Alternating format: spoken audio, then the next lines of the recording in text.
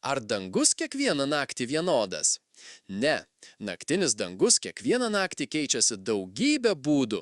Norėdamos geriau ištirti, kaip keičiasi naktinis dangus, JAV, NSF ir DOE užsakė Veras C. Rubin observatoriją Cerro Pačon Čilėje.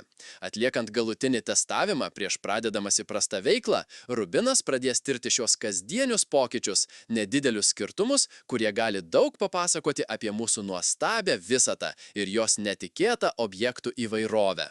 Turėdamas daugiau nei 8 metrų skersmens veidrodį, Rubinas nuolat kas kelias naktis perskenuos visą matomą dangų, kad atrastų naujas supernovas, potencialiai pavojingus asteroidus, blankes kometas ir kintamasias žvaigždes.